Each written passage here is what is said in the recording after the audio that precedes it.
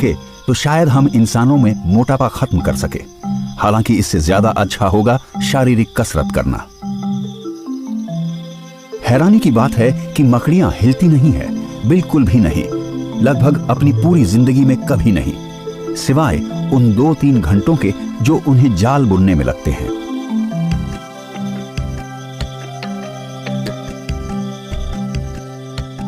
ये मिलन करते हुए भी बहुत कम हरकत करती हैं। हालांकि ऐसा साल में एक बार ही होता है, मगर हाँ, शिकार करते वक्त ये बिजली की रफ्तार से हरकत कर सकती हैं, या यूं कह लो कुछ ही मिली सेकेंड्स में। जाल बनाने में माहिर ये मकड़ियां लगभग हर समय चौकन्ना रहती है, जिसका मतलब होता है कई दिनों या हफ्तों तक बिना हिले रहना, एक ही पोजीशन में, वो भी शरीर के अकड़े बिना।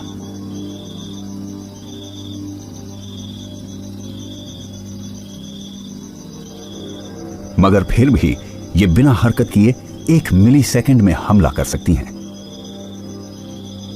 ये ऐसा इसलिए कर पाती हैं क्योंकि जानवरों की दुनिया में इनकी मांसपेशियों की बनावट बहुत अनोखी होती है। इनकी बेहद पतली टांगों में सिर्फ इतनी जगह होती है जिसमें फ्लेक्सर मांसपेशियां समा सके, जो जोड़ों को मोड़ती हैं। मकड़ियां उनमें खून भरकर उन्हें लंबा कर लेती हैं, किसी हाइड्रोलिक सिस्टम की तरह। मांसपेशियों के इस हाइड्रोलिक सिस्टम की वजह से वो बहुत तेजी से हमला कर पाती हैं।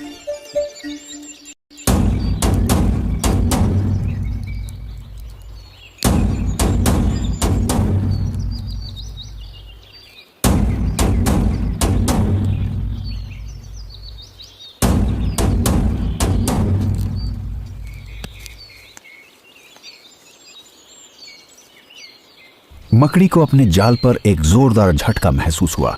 उसके कमाल के रिफ्लेक्सेस ने हमले को वक्त रहते रोक दिया। इसे हालात का अंदाजा लगाना होगा।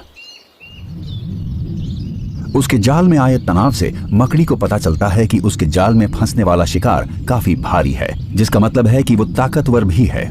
कोई कदम उठाने से पहले मकड़ी को पक्का करना होगा कि जाल में जो भी फंसा है वो बेबस हो जाए। शिकार भी समझने की कोशिश कर रहा है कि क्या हुआ है। इसे नहीं पता कि इसके साथ क्या हुआ है, पर इसे कुछ नजर आया है जिससे ये डर के मारे जम गया है। लगभग 1 मिनट बाद ये बहुत ध्यान से बच निकलने की कोशिश करता है। मकड़ी को इसके भागने की कोशिश का पता चल जाता है और वो हमला कर देती है।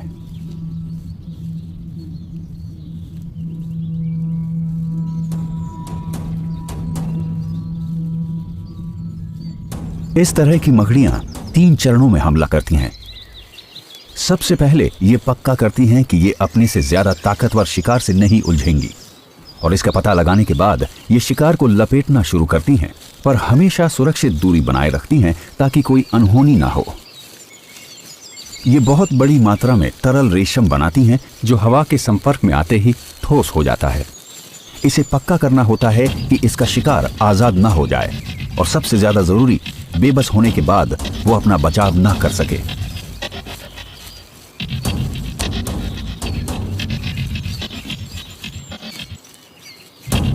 टिड्डे की टांगें बहुत ताकतवर होती है और एक जोरदार लात मकड़ी की टांग तोड़ सकती है या उसके ढांचे को चटका सकती है।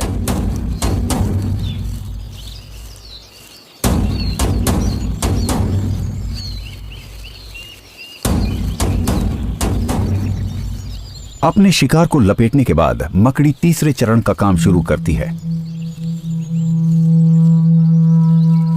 ये अपने शिकार को अपने ग्लिसराइड से काटती है और उसमें जहर छोड़ देती है। अगर इतना बड़ा शिकार जल्दी मर जाए तो ये मकड़ी के लिए अच्छा होगा। इसलिए नहीं कि ये अपने शिकार को दर्द नहीं देना चाहती, बल्कि किसी खतरे से बचना मकड़ी के लिए ही फायदेमंद है, और इसलिए भी कि उसका खाना जल्दी पचने के लिए तैयार हो जाए।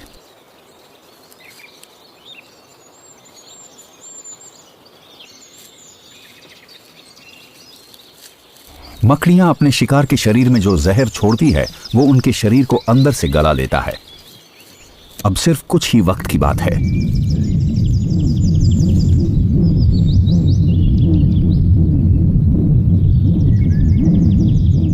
मकड़ियों के पास खाना चबाने के लिए दांत नहीं होते, इसलिए वो अपने शिकार को पीती हैं।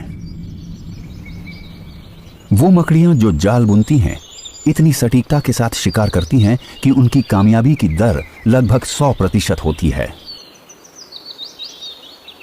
जो भी जीव मकड़ी के जाल से टकराता है, चाहे वो कोई कीड़ा हो या कोई और मकड़ी या कोई छोटा मेंढक हो या कोई हमिंग-बर्ड, अगर वो चिपचिपी रेशम की पकड़ से खुद को छुड़ा नहीं पाते तो उन्हें गला दिया जाता है।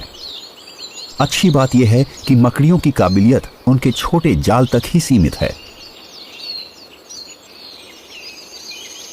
ये पता लगाना बहुत मुश्किल है कि जानवरों के अंदर इंद्रियां कैसे काम करती हैं।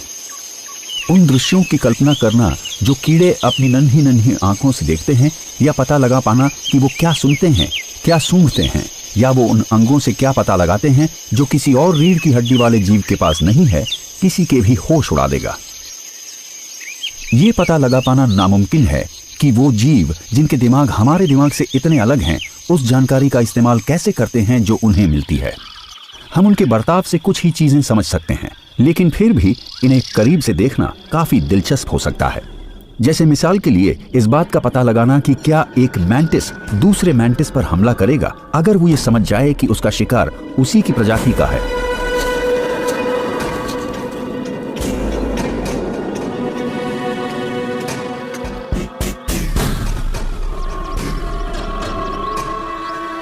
क्या ये विशाल अफ्रीकन स्टिक मैंटिस जानता है कि ये एक नन्हे बॉक्सर मैंटिस को खा रहा है?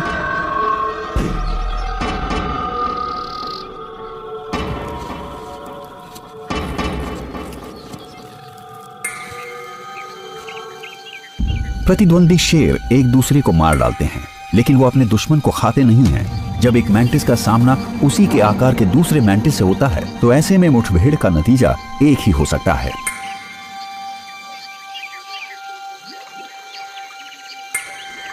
इनमें से कोई एक दूसरे को खा जाएगा। अपनी ही प्रजाति वाले को खाना मैंटिस के लिए कोई अजीब बात नहीं है और ना ही शेरों के लिए है, लेकिन एक शेर के दिमाग में यह होता है कि उसे वही चीज खानी है जिसका उसने पहले शिकार किया है, ना कि जिसे इलाके पर कब्जा जमाने के लिए मारा है।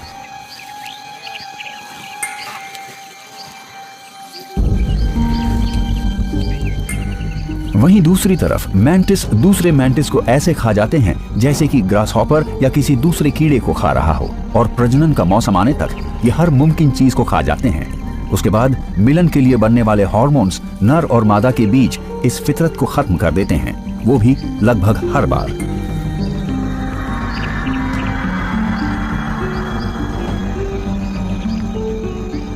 एक चीज जो इन जीवों की जिंदगी पर असर डालती है वो है खुद को छुपाने की काबिलियत।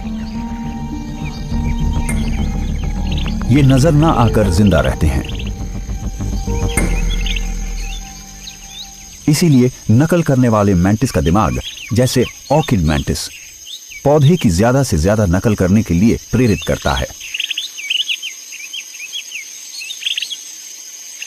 इसे गुजरते वक्त को भुलाकर भूख से बर्दाश्त करते हुए ऐसी कोई भी हरकत करने से बचना होगा जिससे इसके शिकार या शिकारी को इसकी मौजूदगी का पता चल जाए। अपने शिकार पर निशाना लगाने के लिए उसे एक नजर देखना है।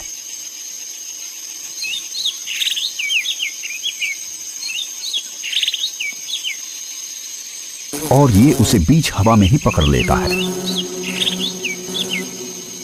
हम ये समझ सकते हैं कि मैंटिस अपने शिकार और दूसरे जीवों के बीच फर्क कर सकते हैं और पता लगा सकते हैं कि किस जीव से खतरा है और किस से नहीं है।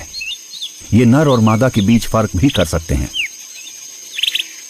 लेकिन अगर कोई मक्खी बहुत पास आ जाए तो क्या ये कोई चाल हो सकती है?